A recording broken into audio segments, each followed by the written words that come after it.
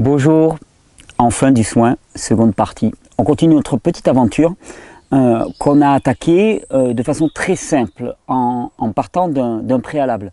Le préalable, c'est que le vivant est autoréparant. Il y a une capacité qu'on appelle l'homéostasie et l'adaptation, les deux fonctionnant de pair, qui permet de postuler avec certitude, avec exactitude, que le vivant est autoréparant, c'est même la caractéristique intrinsèque du vivant. Et d'ailleurs, souvent, quand je commence les stages, je montre aux gens un petit aperçu d'un film des années 80 qui s'appelle Christine, qui est l'adaptation d'un roman d'un écrivain qui s'appelle Stephen King. Christine, c'est l'histoire d'une voiture hantée. Et puis il y a un moment du film où la voiture révèle qu'elle est hantée, et en fait elle le révèle de quelle façon. Elle a eu un accident, je crois qu'il y a des gars qui sont un peu déchaînés sur elle, donc la voiture elle a été cabossée dans tous les sens. Et le jeune qui est en train de la restaurer renonce à la restaurer, il se dit j'y arriverai pas, et ainsi de suite. Et là d'un seul coup il entend dans son oreille un craquement, et on voit petit à petit les tôles de la voiture qui se remettent en place, hein, les vitres brisées qui se remettent en configuration normale, et toute la voiture qui se redresse, qui se répare elle-même. Et souvent je dis aux participants des stages, qu'est-ce qu'il y a de fantastique là-dedans? Qu'est-ce qu'il y a de surnaturel? C'est que l'on a donné à du non-vivant les propriétés du vivant. Et c'est ça qui rend la chose dérangeante, qui vous fait vous sentir un peu mal à l'aise. On a donné au non-vivant la propriété du vivant. Le vivant est autoréparant. Et donc, le principe derrière tout le programme Régénère, c'est pas de faire à la place du vivant, c'est de connaître les lois qui président à l'optimisation des fonctions du vivant et de les appliquer. C'est pour ça que, même si ça peut paraître arrogant, je réitère ce que je dis, c'est-à-dire que c'est un programme qui est destiné à soigner toutes les maladies, au sens où les maladies ne sont que des expressions symptomatiques de déficience du terrain, et que c'est toutes les maladies. Pourquoi? Simplement parce que on renforce les fonctions normales du corps sans aucune visée symptomatique, et ce faisant, ensuite, le corps fait le job. C'est-à-dire que lui, il va savoir où est-ce qu'il faut équilibrer exactement. Et l'un des torts de la pensée symptomatique, qui est aussi une pensée très techniciste moderne, c'est de croire qu'on peut appréhender tous les paramètres qui président au bon fonctionnement du vivant. Ça, c'est une arrogance totale. Et nombre d'exemples au cours de ces dernières années prouvent qu'en fait, on ne maîtrise pas le vivant. On ne sait pas ce que c'est le vivant.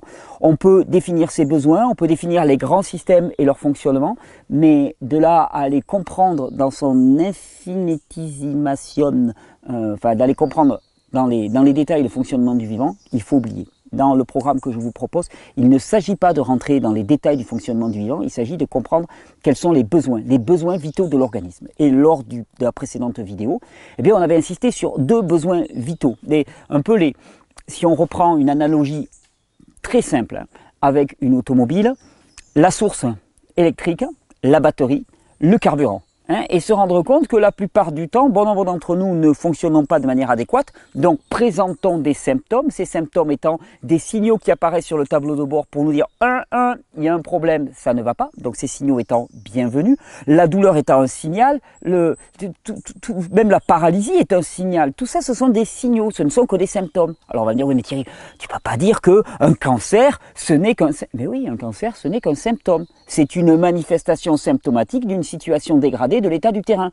Le cancer n'est pas la plupart du temps un problème en tant que tel, ce qui est le problème, c'est ce qui est en amont, ce qui préside à ce cancer. Et si tu ne résous pas la situation, tu vas supprimer ta tumeur cancéreuse et quelques années après, tu t'en retrouveras avec une autre. C'est bien donc que tu n'as rien guéri, c'est juste que tu as supprimé un voyant qui s'allumait sur ton tableau de bord. Un voyant douloureux, inquiétant, certes, qui peut conduire jusqu'à la mort, oui, mais simplement un voyant. Et donc, on avait défini comme les deux grands besoins vitaux de l'individu et comme les deux sources de déficience majeure dans notre mode de vie actuel, l'épuisement nerveux, donc la panne, la batterie qui est complètement vide. Et si la batterie est vide, tu auras beau apporter tout ce que tu veux, rien ne fonctionnera de manière adéquate. Je veux dire, ta voiture, tu as beau avoir, je sais pas, une Lamborghini à 750 chevaux, si tu as ta batterie qui est vide, ta Lamborghini, elle sera aussi utile qu'un bahut Louis XVI, ça n'avancera pas. Ça a beau être la meilleure voiture du monde, si tu veux, la plus puissante et ainsi de suite, ça ne marchera pas. Ça marchera pas. Et de la même manière, si tu n'as pas de carburant. À la limite, si tu as de l'énergie électrique, que tu n'as pas de carburant dans ta Bugatti, tu vas pouvoir t'amuser à descendre et ouvrir les fenêtres. Ah ouais. Tu pourras même faire relever les portes. Ouais, c'est sympa. Tu pourras mettre la radio. Ouais, c'est sympa. Bon, tu n'avanceras pas beaucoup, tu seras quand même pas dans la fonctionnalité parfaite de la voiture, mais enfin tu peux faire quelques trucs avec. Si tu as du carburant, si tu as de l'énergie électrique, ta voiture va redémarrer. Et donc je partais du postulat que pour bon nombre d'entre vous, d'entre nous même, hein, je dirais, la plupart du temps, on va chercher des causes extrêmement complexes et en fait, il y a juste une panne de carburant et une panne d'énergie électrique. Et donc, je vais vous encourager à prêter vraiment attention à ces deux paramètres et non pas comme des... On te dit, ouais, mais il faut te reposer. Ah ouais, j'y penserai. Non, non, mais attends, c'est pas, ah ouais, j'y penserai. C'est en fait, tous les symptômes que tu manifestes, les troubles de la digestion, l'hyperinflammation, la fibromyalgie et ainsi de suite, sont juste liés à ton épuisement. Si tu te reposes, tu vas aller mieux. Objectivement, tu vas aller mieux. Il n'y a pas à aller chercher des remèdes. Mais on est fasciné par le remède extérieur. On est vraiment fasciné. Plus c'est exotique, plus c'est complexe comme nom, et plus le protocole est compliqué, et mieux on se sent. On veut des recettes. Et on s'accroche à des recettes comme à des idoles d'une certaine manière. Hein. Plus c'est compliqué, plus c'est ésotérique, mieux c'est. Parce qu'on a l'impression qu'on fait quelque chose de bien. Ben, la première des choses à faire de bien, eh ben, c'est de permettre le repos du corps. Et ça, c'est un truc de base. C'est-à-dire que si tu ne mets pas ça en place, rien ne va fonctionner ensuite. Hein, repos, repos, repos, repos. Et je vous avais expliqué la différence qu'il y avait entre système sympathique, quelque part la pédale d'accélérateur, et système parasympathique, la pédale de freinage. Donc, on met tout ça en place. Alimentation adéquate. Hein. Alors attention, hein, ce qui nourrit l'homme, c'est beaucoup plus que l'alimentation que l'on consomme. Hein. On y reviendra dans une autre partie de cette série de vidéos en fin du soin. Apport de micronutriments en quantité, repos, le repos permettant bien de retrouver de l'énergie pour l'action et surtout permettant aussi bien les phases de nettoyage, de détoxification, d'élimination dont on va parler aujourd'hui, qui sont essentielles. Tu mets ça en place et pourtant, la voiture redémarre un petit peu, mais ça crachote. Ça crachote pas mal. Alors pour reprendre l'image de la voiture, il se peut très bien que ton organisme, comme le système de motorisation d'une voiture, soit rempli de dépôts, de déchets. Il soit congestionné d'une certaine manière. Et à ce moment-là, ça va beaucoup moins fonctionner. Ça va pas tirer. Ça va pas tirer. Pourquoi? Parce qu'il y a du dépôt, des déchets qui se sont accumulés le long de tous les systèmes de circulation de l'organisme, comme il pourrait s'accumuler le long de tous les tubulures d'un moteur. Et à ce moment-là, il va falloir présider à un nettoyage. Alors la bonne nouvelle, c'est que là aussi, nous sommes vivants. Et ça, c'est une sacrée bonne nouvelle. Parce que si tu étais dans le cas d'une automobile, tu devrais décalaminer le pot, tu devrais nettoyer tout le système d'injection. Donc il faut tout démonter, tout rincer, passer au compresseur et ainsi de suite. Le vivant est auto-nettoyant. Donc ça se fait. Ça se fait et on va commencer comme ça. On va parler du système éliminatif aujourd'hui, des émonctoires, on va même parler du système lymphatique, on va faire un petit cours de physio comme à l'ancienne, on va dire, mais on va d'abord parler de ce préalable. C'est-à-dire le vivant est auto-nettoyant. Je vais vous parler de tas d'approches, de solutions, de pratiques, l'utilisation des plantes médicinales, de certaines infusions, de certaines pratiques. Ok, mais tout ça, ce n'est qu'un plus quand on a compris la base. Pour qu'un corps se nettoie, il se nettoie spontanément. Et pour qu'il se nettoie, il faut qu'il soit en position de repos. C'est-à-dire que le nettoyage, c'est le repos. Si tu n'es pas en position de repos, si tu es en action permanente, que ce soit en action physique ou même la nuit en cogitation permanente, ton corps ne va pas se nettoyer. Cette fonction de nettoyage, elle est essentielle. Et d'ailleurs, on est une époque, une société qui insiste énormément sur le nourrissement. Alors on a oublié qu'un organisme vivant, ça a deux besoins vitaux. Être nourri et évacuer ses déchets. Si tu te nourris et que tu n'évacues pas tes déchets, rapidement le système, par exemple le corps humain, va crouler sous les déchets et plus rien ne va fonctionner. Et on oublie souvent que c'est la fonction éliminative des déchets qui préside à l'assimilation. C'est-à-dire que si tu as une pièce qui est totalement encombrée, tu ne pourras pas ajouter de nouvelles choses. Si tu as un moteur d'automobile qui est complètement obstrué de déchets et de dépôts, tu auras beau apporter du carburant, le moteur ne va pas fonctionner de manière adéquate. Pourquoi? Parce que la fonction de nettoyage est première et c'est elle qui est à encourager le plus possible. Alors comme je vous l'ai dit, le corps humain est vivant et il a une fonction d'auto-nettoyage. Et cette fonction d'auto-nettoyage est assez fascinante. Je vais vous parler d'un système qu'on appelle le système lymphatique. La lymphe, c'est le deuxième fluide du corps. Alors non pas le deuxième par l'importance ou par la quantité, mais le deuxième par ordre de primauté qu'on donne d'habitude. D'habitude, on met le sang en premier, puis de temps en temps, on parle de la lymphe. La lymphe, c'est un circuit, c'est un liquide blanc, visqueux, et qui va dans un système qu'on appelle le système lymphatique, qui est fait de microcapillaires qui se réunissent ensuite en gros réseau, en gros réseau de circulation lymphatique, et bien qui va collecter tous les déchets, et ce faisant, la lumière est un peu étrange. Bon, vous y ferez. Qui ce faisant va collecter tous les déchets. Pourquoi? Ben, pour pouvoir les traiter. Et c'est l'une des caractéristiques du corps humain, c'est que non seulement on a la capacité de collecter les déchets, chose qui ne peut pas être possible dans une machine, j'aurais insisté assez lourdement là-dessus, mais surtout on a la capacité de les traiter. Et comment est-ce que le vivant traite les déchets? Eh bien avec du vivant. Quand vous avez une fosse septique, si vous en avez une chez vous, ben vous êtes sûrement attentif à la quantité de bactéries en particulier qu'il y a présent dans votre fosse septique. Et si elle ne fonctionne pas de manière adéquate, on va dire il faut rajouter des bactéries. Les bactéries, dans le milieu naturel, dans le milieu vivant, ce sont toujours les éboueurs du système. Les bactéries, ce qu'on appelle plus généralement les microbes, c'est-à-dire bactéries, virus, champignons et levures, sont les éboueurs du système. Et dans le corps humain, eh bien, nous sommes pleins de bactéries. On l'a vu dans une vidéo précédente sur l'immunité, les bactéries et les microbes. Quand je dis bactéries, en fait c'est réducteur, il faut dire les microbes. Les microbes jouent un rôle immunitaire essentiel. Le deuxième rôle essentiel de tous ces microbes, c'est un rôle de nettoyeur. Et notre système lymphatique est rempli de ces microbes. En particulier dans des petites poches qui sont disposées régulièrement sur le système lymphatique, dans certains endroits en particulier, par exemple au niveau du cou, végétation amygdale, en dessous des bras, au niveau des aisselles, au niveau de l'aine, à ce niveau-là, et puis derrière les genoux, eh bien, nous allons avoir un amas de petits vésicules qu'on appelle des ganglions lymphatiques. Et ces ganglions lymphatiques sont remplis de microbes. Et quel est leur but? De traiter tous les déchets qui sont collectés dans le système lymphatique. De traiter tous ces déchets qui sont évacués par les cellules. Alors, quand on parle de déchets, on dit « Ah ouais, mais c'est parce que tu manges mal que tu as du déchet. » Non. Le fonctionnement normal d'une cellule produit ce qu'on appelle des métabolites, c'est-à-dire ce sont les déchets du fonctionnement normal de la cellule. Si en plus tu en rajoutes par une vie extrêmement stressante qui dépasse tes capacités adaptatives, par une alimentation qui est chargée de pesticides, de fongicides, qui est cuite, transformée, dévitalisée, à ce moment-là tu vas rajouter, il y a de nombreux autres paramètres, les polluants qu'il va y avoir dans l'air et ainsi de suite, tu vas rajouter de nombreux polluants et donc aux endotoxines qui étaient produits naturellement par la cellule et qui devaient être traités par le système lymphatique, tu vas ajouter des exotoxines qui viennent de ton environnement.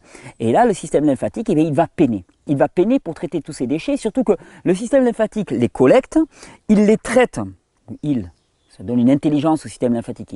C'est conçu tel que les déchets sont traités dans ces petites vésicules qu'on appelle des ganglions lymphatiques. Alors, petit aparté, quand on t'enlève les amygdales, quand on t'enlève les végétations, quand on t'enlève les ganglions sous les aisselles parce que soi-disant tu as un cancer, clairement, on diminue l'efficacité de ton système éliminatif. Donc effectivement, si on t'enlève les ganglions sous les bras, parce que tu as une suspicion, tu as des ganglions qui sont gros, il y a toutes les chances que quelques années après, tu aies un cancer du sein. Et oui, et puis on va te dire, regardez, ça a commencé dans les ganglions, puis ça a continué dans les seins. Non, non, non, non, non, non, non.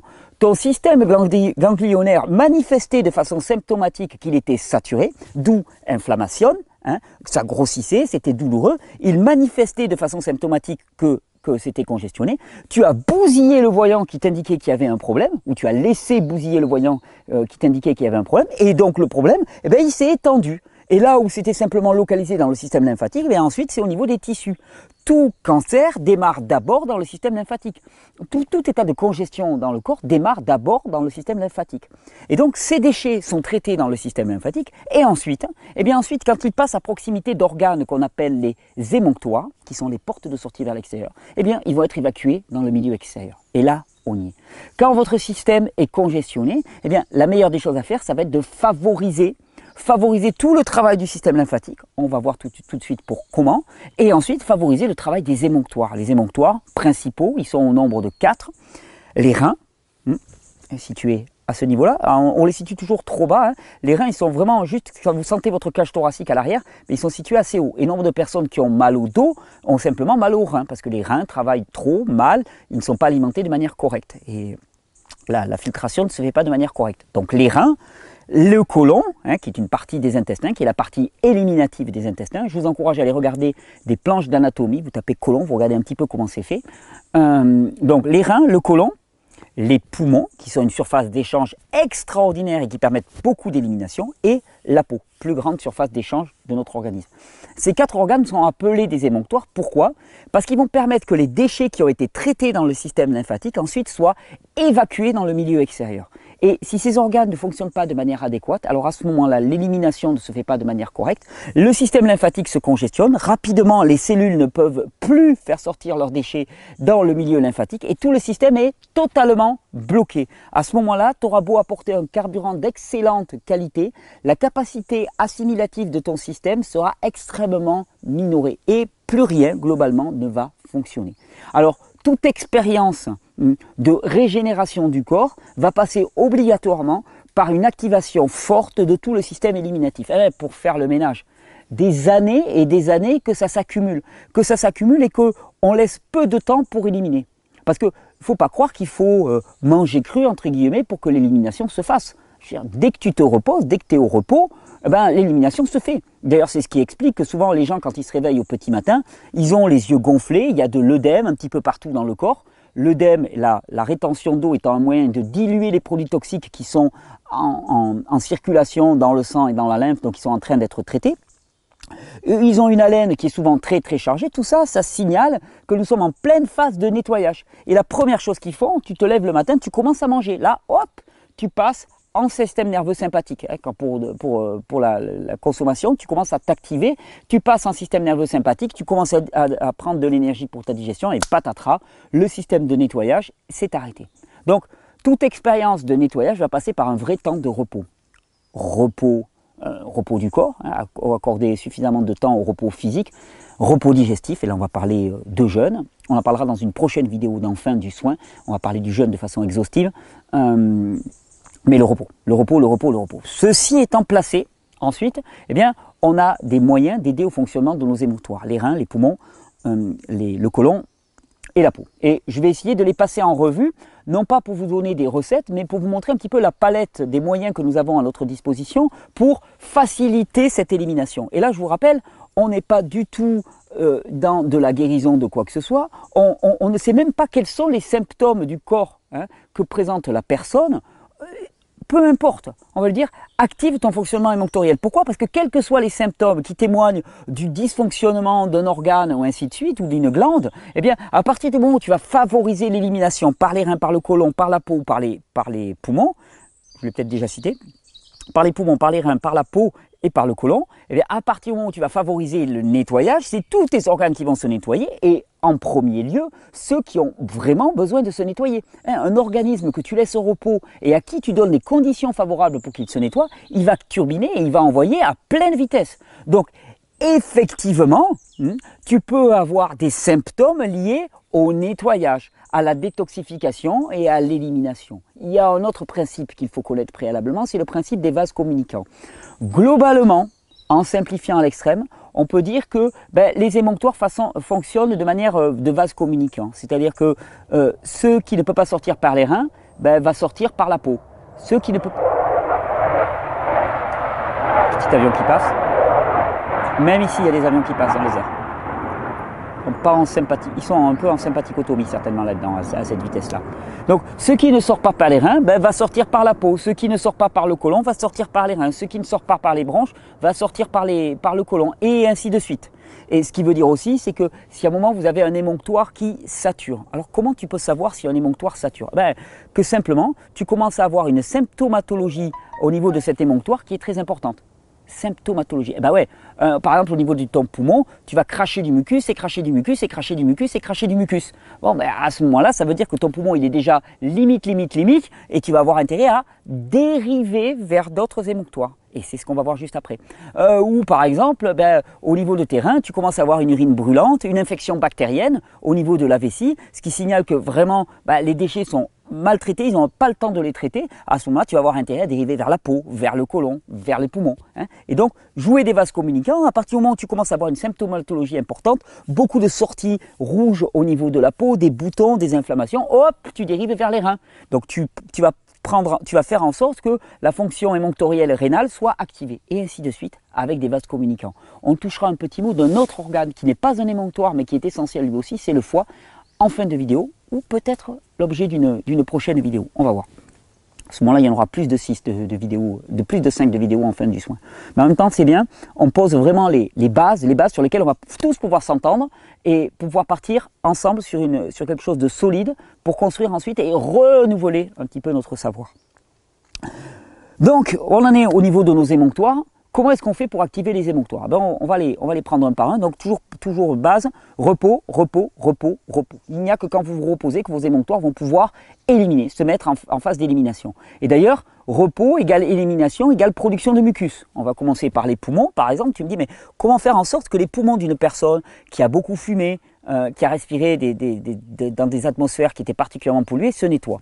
Simplement en les laissant au repos. Alors bien sûr, arrêter la cause de la dégradation. Arrêter de fumer, c'est la base. Toute fumée inhalée est toxique pour l'organisme, quelle que soit l'origine. Hein. Et que ce soit la cigarette, au pétard, au vaporetto, enfin au vaporisateur, au vaporisateur.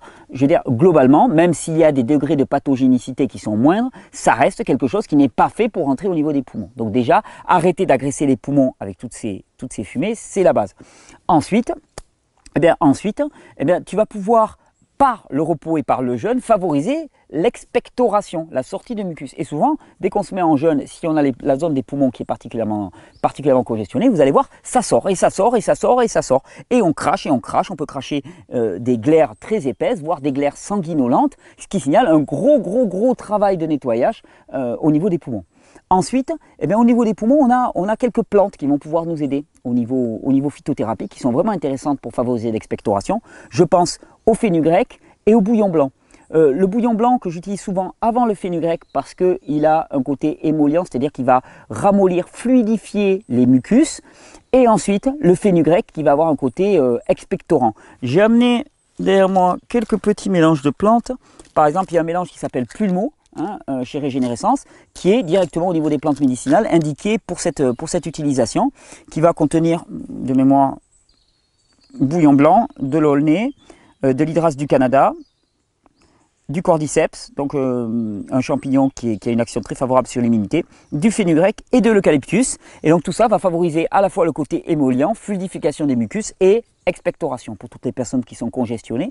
La pratique du jeûne, de la respiration, j'ai oublié de le mentionner, mais le fait d'avoir... Alors comment est-ce qu'on pratique la respiration? Il y a des tas de techniques extrêmement complexes. Le simple fait de porter votre attention sur votre inspiration et expiration va automatiquement faire en sorte que vous allez avoir beaucoup plus d'oxygène qui va arriver à ce niveau-là, que la fonction d'élimination va être boostée automatiquement. Donc il y a des tas de techniques qui se valent, qui ont certainement de grandes valeurs, toutes. Je ne suis pas un spécialiste des techniques de respiration. Par contre, ce que je sais, c'est qu'à partir du moment où on porte notre attention sur la respiration, à ce moment-là, la fonction respiratoire s'améliore et donc il y a plus d'oxygène, plus de fonctions nettoyantes. Après, le fait aussi d'être dans des environnements comme ça, où il y a énormément d'arbres au niveau de la qualité de respiration. Si vous êtes au milieu des pins des Landes, par exemple, vous allez avoir énormément de principes actifs très extrêmement favorables qui vont passer au niveau des poumons. Donc voilà, pour la fonction des poumons, c'est réglé. Ensuite, il y a la fonction rénale. Alors la fonction rénale, je vais vous surprendre un petit peu. Toujours pareil, quel est le meilleur moyen de régénérer les reins? C'est de s'arrêter. S'arrêter et de jeûner. Et je dirais même mieux. Même si ça peut paraître provocateur, quel est le meilleur moyen de régénérer les reins de ce que j'ai vu? C'est le jeûne, et le jeûne à sec. Parce que quand tu es à sec, tu arrêtes de faire tourner tes reins pour rien, parce que la plupart du temps, on boit de l'eau, on boit de l'eau, on boit de l'eau. À partir du moment où vous avez des urines claires, voire translucides, vous êtes déjà avec trop d'eau dans l'organisme. Votre corps élimine de l'eau. Si ton urine elle est très claire, ça veut dire que ton corps élimine de l'eau. Pourquoi est-ce qu'il élimine de l'eau? Parce qu'il en a trop. Et ce faisant, on fait tourner les reins à vide pour rien. Donc, par expérience, le jeûne sec, des petits jeûnes secs courts de 1, 2 ou 3 jours sont excellents pour régénérer la fonction rénale. Je vous renvoie vers toute la série de vidéos que j'ai fait sur le jeûne. On reparlera du jeûne dans une de ces vidéos. Il ne s'agit pas de se lancer à l'aveugle, mais en connaissant les quelques principes qui sous-tendent la pratique du jeûne, on peut y aller sans danger. Et en particulier dans le jeûne sec, qui fait peur à beaucoup de monde, mais le jeûne sec est extrêmement efficace. Ensuite, au niveau des reins, on va avoir là aussi quelques plantes qui sont vraiment très utiles et qui sont très communes. Je pense au persil, par exemple. Je pense à l'ortie aussi, qui sont des plantes très communes en poudre, en jus, en infusion, en décoction. Ce sont des plantes dont vous pouvez user et abuser de manière à stimuler, à soutenir, à nettoyer toute la fonction rénale. Et vous allez voir le résultat, il va se traduire comment? Petit à petit, vos reins vont mieux filtrer. je cite pour mémoire aussi, puisque là j'y suis, le mélange Reno 1 par exemple aussi, qui contient pas mal de ces plantes, bon, du persil, du genièvre, de l'ail des ours, excellente plante pour le système rénal, du pissenlit aussi, plante diurétique par excellence, qui va nettoyer le système rénal, qui va nettoyer tous les néphrons, qui sont les unités de filtration, qui sont l'unité de base du rein d'une certaine manière, qui réalise la filtration, et qui vont permettre que toute la fonction rénale s'améliore. Alors comment est-ce qu'on sait que sa fonction rénale s'améliore? Eh bien, on a un indicateur fabuleux du fonctionnement de notre fonction rénale, c'est ce qui en sort. Et ce qui en sort, ce sont les urines. Et notre science médicale moderne ne s'intéresse plus aux urines, alors que l'observation clinique des urines était vraiment quelque chose d'extrêmement pratiqué et qui est encore pratiqué dans certaines médecines traditionnelles, comme la médecine traditionnelle chinoise, quand elle est pratiquée à l'ancienne, on va dire. Et vos urines vont vous renseigner énormément. Pourquoi? Vos urines sont censées évacuer des déchets. Ces déchets, par essence, ils sont globalement acides. C'est-à-dire que votre urine devrait être acide. Et quand vous testez votre urine avec des bandelettes de papier pH, la plupart d'entre nous, on va tester et on va avoir une urine qui est alcaline, qui est pleine de minéraux. Et on se dit, ah super, je suis alcalin. Non, non, non, tu n'es pas alcalin. Ton urine est alcaline. Et si ton urine est alcaline, ça veut dire que tu es en train de perdre des minéraux. Ça demanderait à remonter en amont, mais globalement, si on perd des minéraux, c'est lié à une déficience de fonctionnement de notre système endocrinien et donc à un état de fatigue. Pour ceux que ça intéresse, vous pouvez aller creuser dans les cours que je diffuse, dans les stages, vous comprendrez exactement ce qui se passe. Il y a une hormone qu'on appelle l'aldostérone qui est produite par les glandes surrénales, plus une autre hormone qui s'appelle la vasopressine, qui est l'hormone antidiurétique qui est produite par la glande pituitaire, et que ces deux hormones ensemble participent à la rétention des minéraux, du sodium en particulier, et quand on est en état d'épuisement, on ne produit pas assez de ces hormones et on perd nos minéraux. L'urine devrait être légèrement acide, un pH entre 5,5 et 7, c'est pas mal, et ça indique que notre urine est effectivement en train d'évacuer des déchets. La couleur aussi va nous renseigner. Quand votre urine est couleur jaune, allez, comme ça, sans les taches, tiens, je te le fais, il va faire le focus dessus. Bon, voilà, là, c'est une urine qui n'est pas trop foncée, ça va. Ça veut dire que tu as suffisamment de liquide dans ton corps pour permettre l'excrétion des déchets, ça marche bien, et tu n'es pas en surcharge. Et toutes les personnes qui font qui urinent très clair, ça veut dire qu'il y a déjà suffisamment d'eau dans leur système. C'est pas la peine d'en rajouter, c'est pas la peine de boire. Vous consommez déjà assez d'eau dans l'alimentation que vous consommez, voire même parfois trop, et peut-être que densifier un petit peu votre alimentation pourrait être intéressant. Ou rajouter des sources de sodium, de manière à ce que le corps retienne un peu plus l'eau. Donc ça pourrait être intéressant. Ensuite, il y a une troisième chose qui va pouvoir nous intéresser au niveau de la filtration rénale. J'essaierai de vous mettre, si je regarde à quel minutage de vidéo on en est, excusez-moi, pour le côté pratique, 27 déjà, à 27 minutes, j'essaierai de vous montrer qu'est-ce que c'est qu'un verre, quand on urine dans un verre, dans lequel on voit ce qu'on appelle des sédiments, des dépôts. Et quand ces sédiments apparaissent, particulièrement le matin, alors là c'est le signe vraiment d'une excellente filtration rénale. Ça met du temps pour apparaître, c'est principalement le matin. Pourquoi? Parce que le matin on sort de la nuit et que la nuit c'est le moment où le système parasympathique fonctionne à son maximum. Donc c'est le moment où on a le plus d'élimination. Alors on a vu les poumons, on a vu les reins. On va voir le côlon. Le côlon, contrairement à l'intestin grêle, le côlon, il permet l'élimination des déchets. L'intestin grêle fonctionne, pareil, je vous renvoie à des schémas d'anatomie. L'intestin grêle, qui est situé juste avant le côlon, fonctionne principalement en absorption, en assimilation, un tout petit peu d'élimination, mais très peu. Le côlon, c'est l'inverse. Le côlon, il permet à ce que les déchets sortent. Le côlon, il se situe côlon ascendant, côlon transverse, côlon descendant, anse sigmoïde et rectum. Et donc, au niveau du côlon, eh bien, les déchets sont éliminés depuis le milieu intérieur, les cellules avec le sang et la lymphe, dans le conduit du côlon, qui est le milieu extérieur. Différence notable. Le conduit du côlon est le milieu extérieur, comme la bouche est dans le milieu extérieur, comme l'œsophage est dans le milieu extérieur, comme ce qui se passe dans les intestins est dans le milieu extérieur. Parce qu'on n'est pas passé à l'intérieur du corps, là où il y a du sang.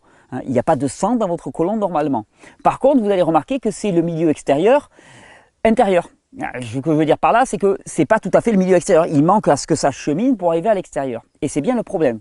Ce cheminement se fait par la circulation des selles. Les fibres non digérées, non digestibles vont réaliser une sorte de boule, d'amas de fibres, qui va jouer un rôle de balai intestinal, qui va balayer le côlon de manière à éliminer tous les déchets. Les déchets qui sont rejetés par la paroi du côlon vont être entraînés par cette circulation, vont être éliminés in the toilet. Le problème, c'est si la circulation ne se fait pas, ou trop lentement, trop lentement par rapport à la quantité de déchets qui est éliminée. Hein, les personnes qui parlent de constipation, moins d'une selle par jour, tu es vraiment constipé. Et ça veut dire que donc des déchets vont être rejetés dans cette lumière intestinale et en même temps, ils ne seront pas entraînés vers l'extérieur. Et le problème, c'est qu'il y a un risque de réabsorption de ces déchets. C'est ce qu'on appelle l'endotoxémie, et ce qui peut causer maux de tête, brouillard mental, et puis simplement réabsorption des déchets, c'est-à-dire que les déchets continuent à stagner. Pourquoi? Parce que le balayage n'est pas assuré. Donc quand on parle de l'émonctoire colonique, du côlon, on parle avant tout de balayage. Et chaque fois qu'il y aura une difficulté à ce niveau-là, la solution, ça va être accélérer le balayage. Parce qu'en accélérant le balayage, hop, tu entraînes toutes les toxines qui étaient présentes là, tu remets à zéro un petit peu tout le système. Alors, pour accélérer le balayage, il y a différentes techniques. Il y en a une très ancienne, et je vous renvoie vers la vidéo, j'ai fait plusieurs vidéos sur ce thème-là. Vous tapez sur Google « lavement Casas Novas », vous allez trouver des vidéos de démonstration. Qu'est-ce que c'est que le lavement? Donc il y a une technique qui est très ancienne, qui était largement pratiquée dans les centaines d'années précédentes, qu'on appelle le lavement, qui peut être aussi exercé de manière professionnelle par un praticien, ce qui ajoute un peu le massage, mais dans l'idée c'est exactement la même chose, ça s'appelle l'hydrothérapie du côlon. Là aussi, je ne vais pas tout présenter dans cette vidéo, je vous renvoie vers les vidéos spécifiques.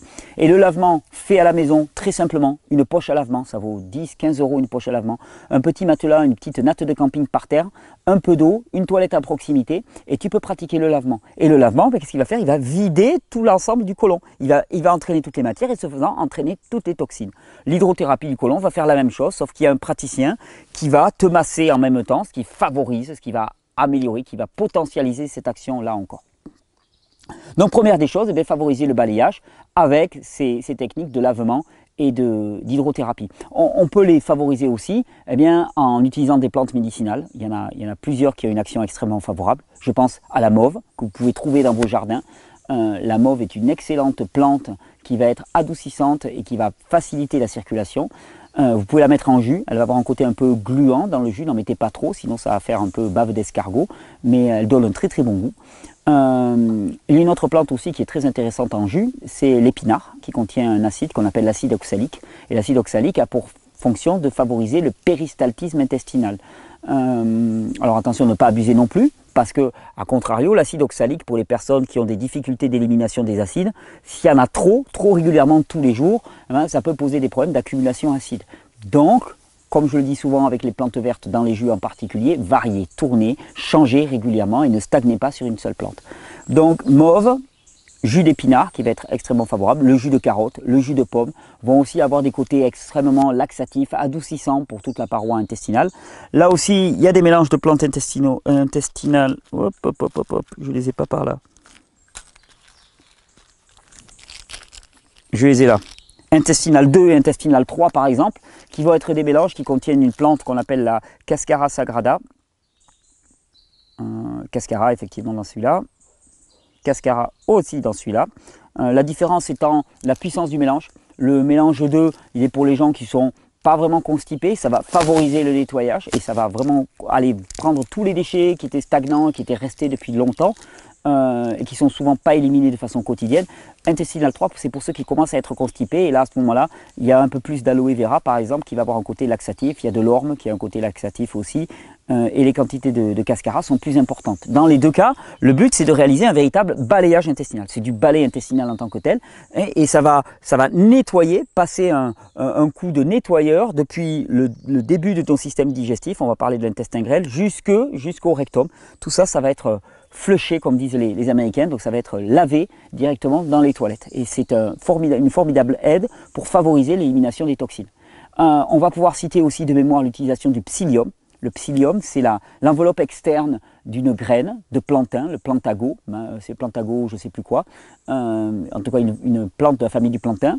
Le psyllium, donc c'est ça ressemble un petit peu au son, hein, vous savez le son de blé, ça ressemble un petit peu. C'est totalement indigeste, par contre mélangé avec de l'eau, ça va gonfler pour faire une sorte de mélange gélatineux, à condition de mettre assez d'eau, attention. Et ce psyllium, quand vous allez l'avaler, eh bien, ça va jouer là aussi un rôle de balai très doux sur les intestins, ça participe vraiment au nettoyage de toute la sphère intestinale.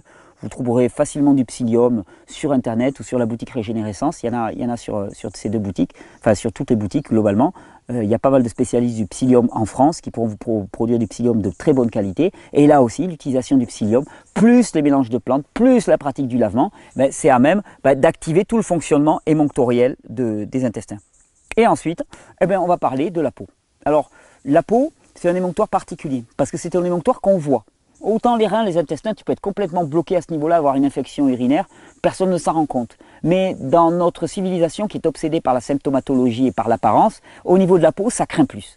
Et si ça peut être un moteur pour que vous changiez votre mode de vie, alors c'est un super symptôme et c'est un super émonctoire. Au niveau de la peau, on peut avoir des éruptions de plaques rouges, eczéma, urticaire, boutons divers, gros boutons blancs remplis de lymphe qui sentent mauvais. On est vraiment dans des états de congestion du système et l'émonctoire de la peau ne peut pas fonctionner de manière adéquate.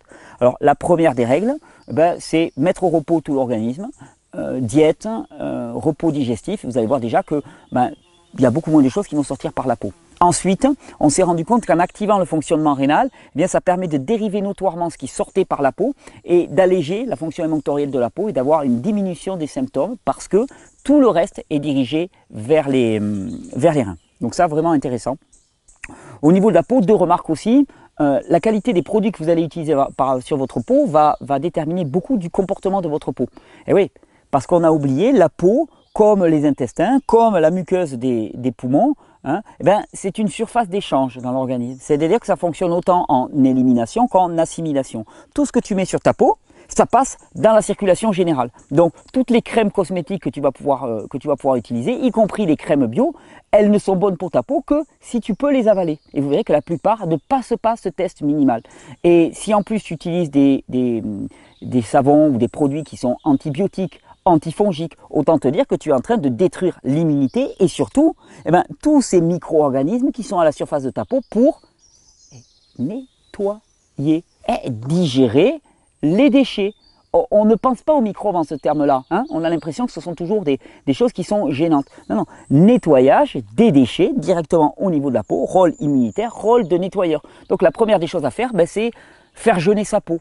J'avais fait une vidéo qui s'appelait « Faire jeûner son cuir chevelu ». On pourrait dire « Faire jeûner sa peau ». Faire jeûner sa peau, ça consiste déjà à arrêter de mettre des produits agressifs sur la peau et se contenter d'un peu d'eau ou un savon extrêmement neutre à base d'huile d'olive, surtout pas antifongique, surtout pas antibactérien.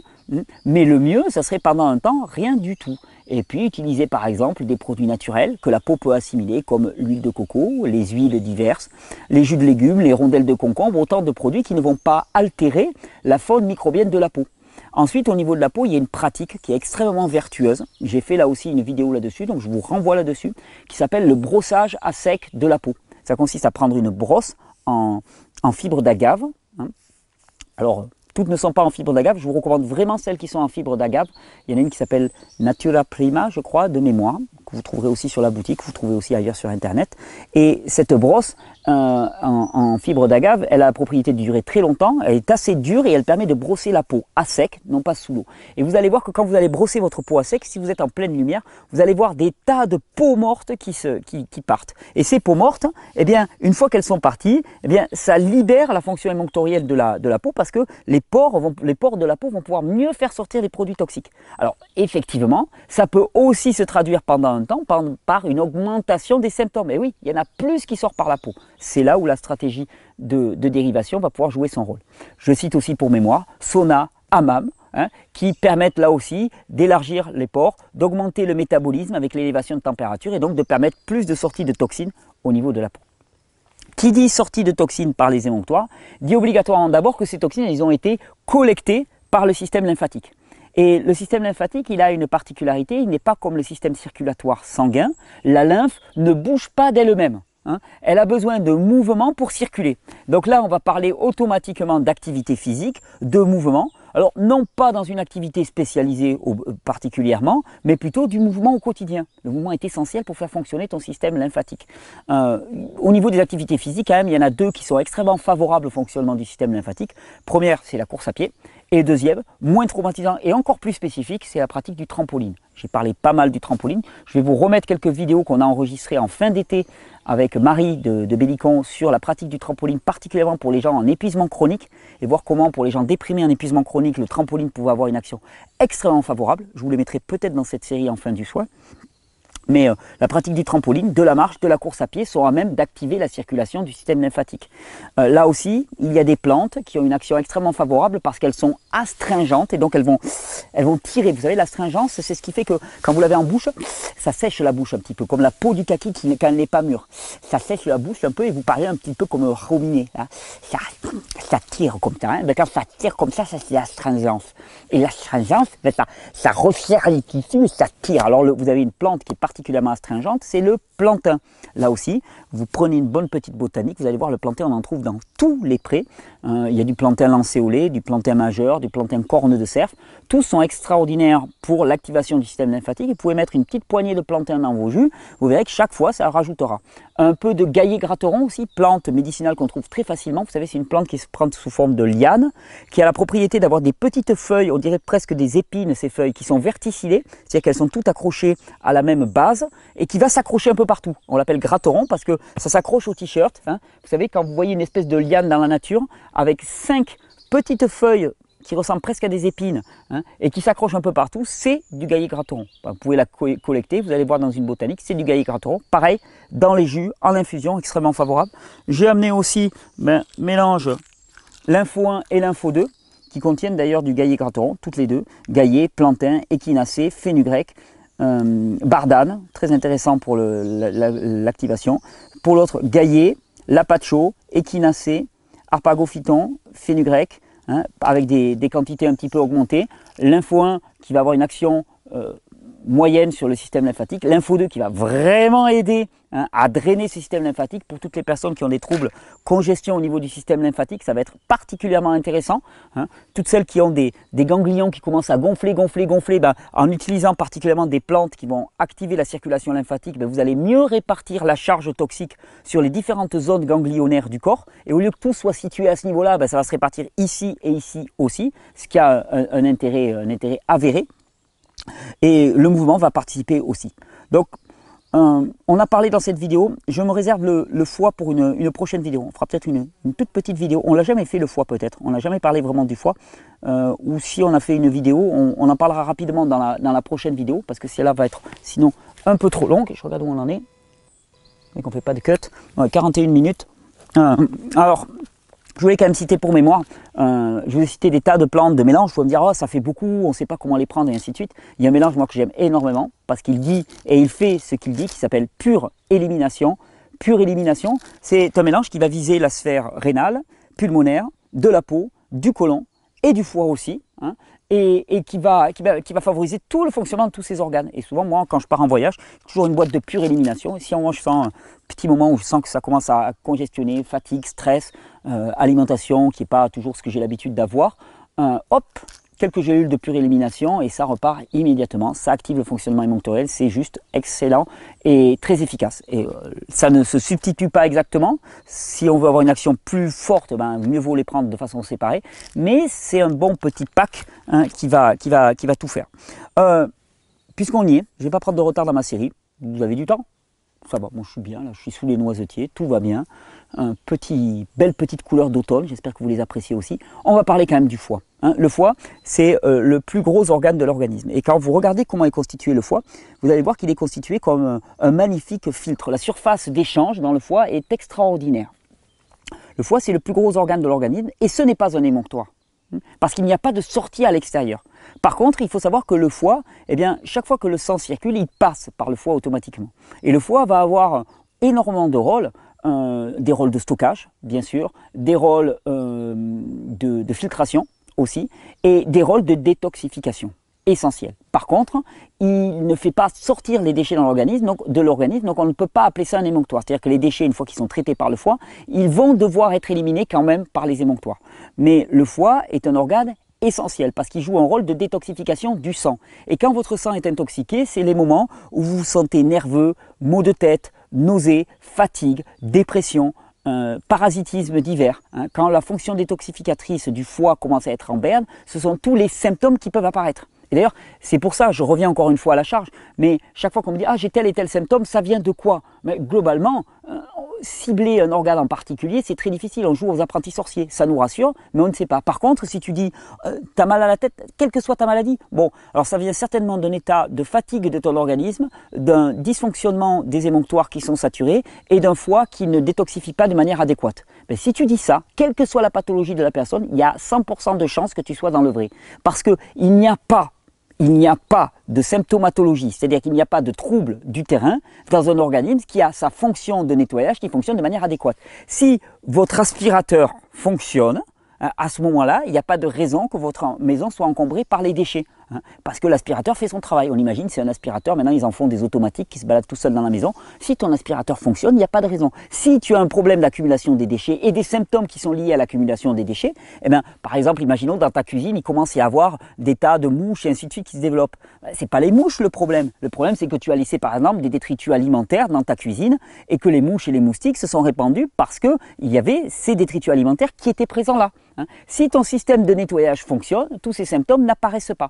Et c'est valable au niveau du foie. Fonction détoxificatrice du foie qui est vraiment essentielle. Je dirais même que toute personne qui s'engage dans une démarche de réhabilitation de sa santé devrait avoir une attention toute particulière en même temps que le totum d'énergie, comme on a parlé la dernière fois, et l'apport de micronutriments sur l'état de son foie.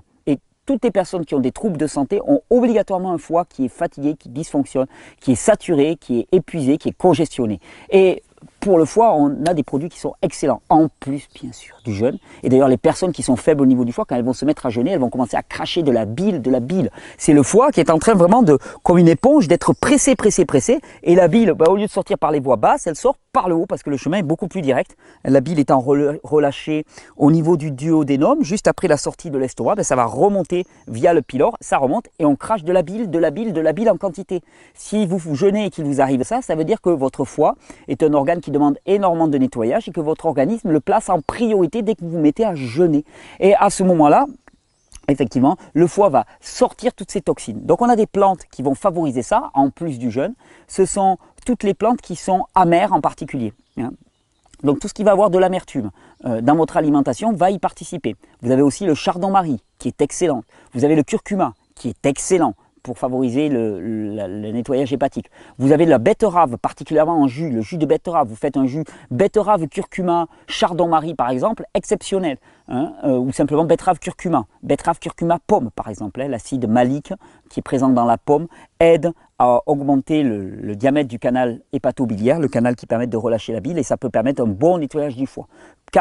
Pomme, betterave, curcuma, par exemple, jus exceptionnel pour le foie. Le pissenlit, la gentiane, toutes les plantes amères, parce que le foie, on le considère toujours en tant que tel. En fait, le foie ne fonctionne pas sans au moins un autre organe qu'on doit citer, c'est le pancréas. Foie, pancréas fonctionnent en tandem, ça ne va pas être l'objet de cette vidéo, mais le foie en tant que tel, tout seul n'existe pas. C'est quelque chose qui revient souvent dans les stages, ça ne vient pas de moi, cette expression un peu provocatrice, ça vient de mon ami Pierre Etchard, qui en a le copyright, mais quand il dit le foie n'existe pas, ce qu'il veut dire c'est que le foie isolé tout seul n'existe pas. Le foie fonctionne toujours en conjonction avec énormément d'organes, et en particulier le pancréas. Et vous avez des plantes comme la gentiane qui vont avoir une action extrêmement nettoyante, activatrice du nettoyage dans le foie et le pancréas, et qui va avoir une action extrêmement favorable. C'est l'amère de référence que la gentiane, donc c'est vraiment la plante la plus amère qui soit. Là aussi, il y a un mélange qui s'appelle hépato, qui contient du curcuma par ailleurs, du chardon-marie, de l'artichaut, du philanthus, de la bardane, plante amère aussi en grande quantité, et tout ça qui va activer le nettoyage de la sphère hépatique. Alors dans cette vidéo, j'ai voulu faire rapidement, très rapidement. Je suis allé très vite en cours, souvent on passe 5 ou 6 heures minimum sur les émonctoires. Donc là c'est obligatoirement un petit raccourci. Mais pour vous attirer votre attention sur cette fonction éliminatrice de l'organisme qui demande à être soutenue, qui demande à être connue, soutenue, accompagnée, facilitée. Et là où on joue la plupart du temps les apprentis sorciers en jouant aux guérisseurs, eh bien la base, ça serait premièrement de s'assurer que les pleins sont faits en termes d'énergie et en termes de carburant dans l'organisme. Et ensuite, eh bien, que le système n'est pas trop congestionné. Et s'il l'est, eh bien, non pas de se dire on va le nettoyer, mais de favoriser les organes, de soutenir le fonctionnement des organes qui président à son nettoyage. Là, vous voyez dans toute cette série de vidéos, et vraiment dans le programme Régénère, en tant qu'humain, par notre intellect, on fait un pas de côté avec humilité et on fait une sorte de révérence devant le vivant. On reconnaît que le vivant est parfait, complet, total, il ne lui manque rien. Il ne lui manque rien dans son fonctionnement, tout est présent pour que votre corps fonctionne de manière parfaite, optimale. Et la seule chose qui peut empêcher ce fonctionnement parfait, c'est nos pratiques de vie, notre environnement, qui fait que nous n'avons pas les ressources nécessaires ou nous ne laissons pas l'espace nécessaire au corps pour qu'il puisse opérer ces opérations de nettoyage, régénération, reconstruction, réhabilitation. C'est une question d'espace, mais tout est là. Je veux dire, chez la très grande majorité d'entre nous, même les plus fatigués, les plus épuisés, même les plus cancéreux, les plus atteints au niveau de leur physique, ces fonctions sont là et elles vous attendent. Elles vous attendent, il s'agit juste de les mettre en action. Le programme Régénère, c'est connaître ces fonctions, les accompagner, les faciliter. On se retrouve pour le 3e épisode. Vous allez voir, très très intéressant. On va remonter, on va faire un pas un petit peu en avant. On va parler de systèmes de croyances. On va parler aussi de techniques de régénération assez radicales. Je vous souhaite une bonne régénération. Merci pour votre soutien pour cette série de vidéos.